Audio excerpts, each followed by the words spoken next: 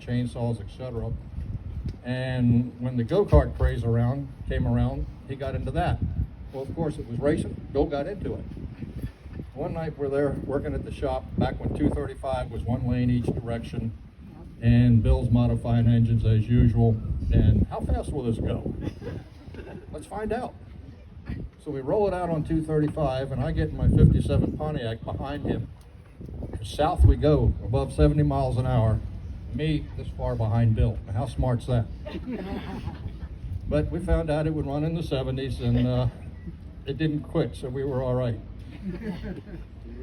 One time he borrowed my car, which was a 57 Pontiac, to go to Virginia, Alexander, Arlington, to buy some parts for his Volkswagen. You know, I loaned it to him, I worked, he went, he came back and he pulled in the parking lot, and the car is sitting there smoking. And he tells me how impressed the salesmen were at the Volkswagen places when he took them for a ride in my Pontiac. Oh, I'll get you up to 1964. Miss Liz, that John's now running. As you may know, we set some straightaway records with it. And the next year we went to set a straightaway record. We couldn't get it running. So we figured we need to push the bottom of the boat down.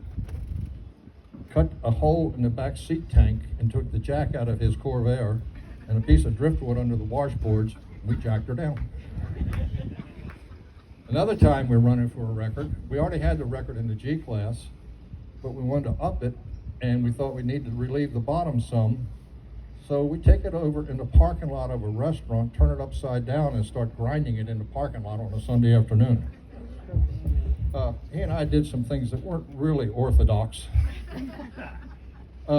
He was a pretty good salesman, even though he said he wasn't. Herb Payne is responsible for E&T Marine. Bill convinced Herb that we could build him a boat faster than he could buy anywhere else. We had never built a boat. Herb put up the money. Bill and I get in his old beat-up Plymouth station wagon and go to New York City. We stopped in New Jersey and found a place to buy the resin and so forth. Then we go to New Jersey when we want to buy balsa wood. 500 Fifth Avenue. Well, two country boys from Southern Maryland in New York traffic wouldn't get along too well. We'd always be in the wrong lane. I would sit there and watch, and I'd say, go. That would be when there was a Mercedes behind us. We knew they weren't going to hit that old ragged wagon. Get to 500 Fifth Avenue, go upstairs, and meet the people at Belka Balsa Corps and say, we want to buy some balsa wood. Fine, where do you want to ship it to? Oh, no, we want to take it now. Oh, we don't have it at 500 Fifth Avenue. So they told us where to go to Yonkers, and away we went doing the same maneuver, cut off people, away you go.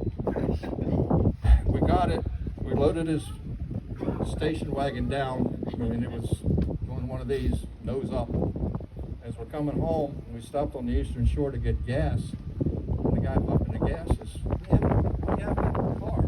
Bill says, boats? I said, what? He said, yeah, we have a can of boats in there.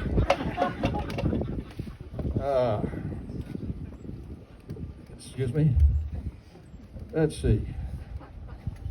Oh, our first manufacturer using fiberglass. We had a seat mold. No, we had a seat, and we wanted to make a mold off of it. Nancy, you may attest to this. We went in the Edwards home and built a seat mold in the bedroom. Oh, no. It smelled pretty bad. Okay, let's tell this story on the Blue Jacket. I had a boat that we had set a straightaway record with, and we'd set a competition record with that year. I wasn't happy with it, so the day after Thanksgiving, a Friday, he was off work. He put a plank down the bottom to make it faster. He was up in Cocos Creek, and I wasn't there, I was working. And the story he told me, he said, man, that thing turned great, so I tightened it up a little tighter. Upside down it went. No jacket, no helmet, and a blue nylon jacket. And he swears he almost drowned that day. He thought it was all over when his feet finally hit the bottom. So forward to February.